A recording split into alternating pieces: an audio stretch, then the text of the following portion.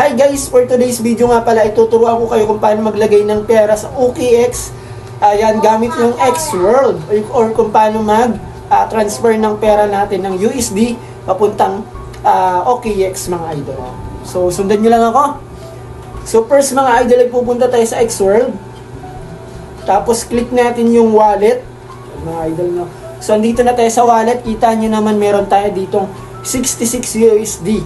So, ang i-withdraw natin mga idol is yung 1 USD lang papunta ng wallet natin for OKX. So, paano nga ba mga idol? So, syempre pupunta tayo sa withdraw.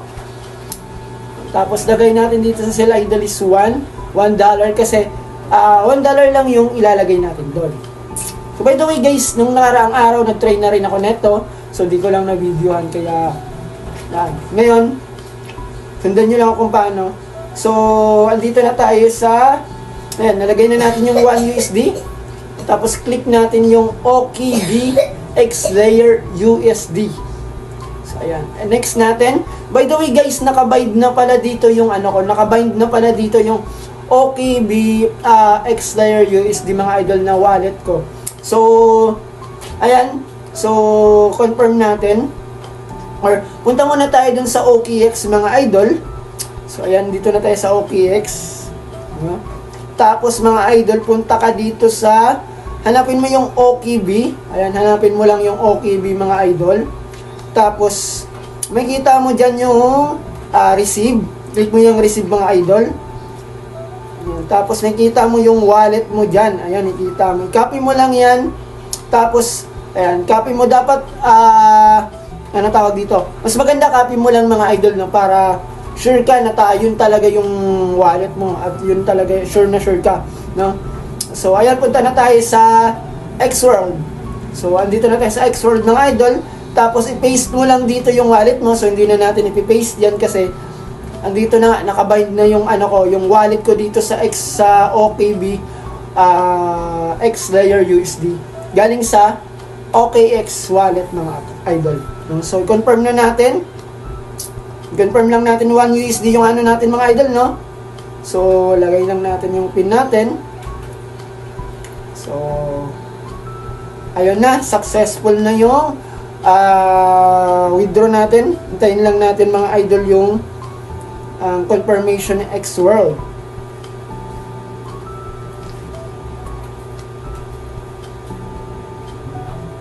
So, wala pang confirmation. Hintayin natin saglit mga idol.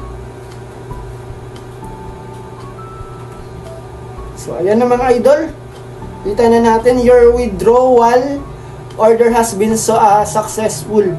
So, andun na yun sa wallet natin. So, tignan na natin sa wallet natin yung mga idol. Kita nyo na bawasan na tayo ng balance natin. Dati nung kasi, di ba, 4,000 yan. So, ayan.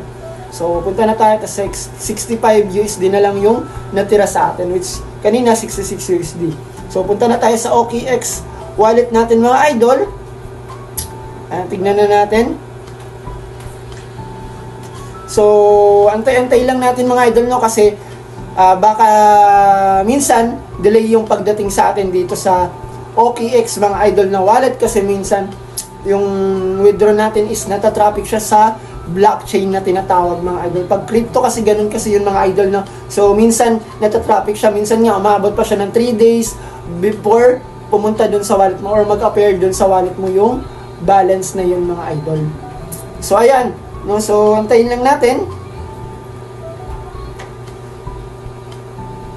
So andito na nga, ayan dito na nga mga idol yung balance natin mga idol, no. So kung nakita niyo naman, andiyan na yung balance natin na winidraw natin dito sa Xworld. Ayan, nakikita niyo mga idol kung magkano yung winidraw natin dito sa Xworld. So which itong, and meron, by the way guys, meron pala siyang payment, no, or meron pa siyang fee na 0.2 USD, 0.2 USD, tama ba ako? So, ang dumating na lang sa wallet natin guys is 0.95, ayan, 0.96 USD na lang mga idol, no? So, not bad naman kasi ganyan talaga pag nag-transfer tayo sa ibang wallet guys, no? So, ayan.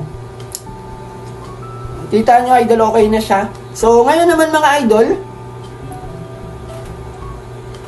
So, yun lang mga idol, no? Hanggang dito lang tayo muna mga idol sa kung paano mag-transfer sa wallet, na sa ibang wallet mga idol, no?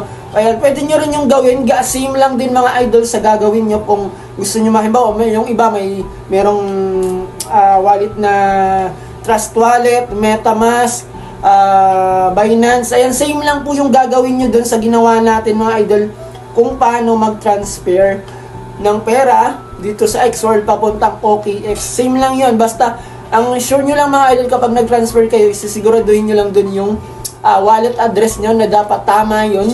Yung tama dapat yung nakalagay kasi maselan pag ganun guys, na maselan yung wallet na yun mga idol. So mamali ka lang ng isang letra doon or isang number doon guys, hindi na darating sa'yo or sa iba na mismong wallet darating yun mga idol.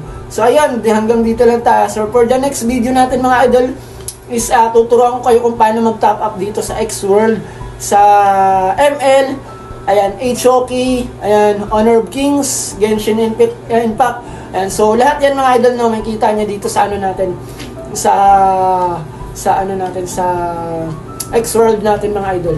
So ayan, thank you so much. Bye bye guys.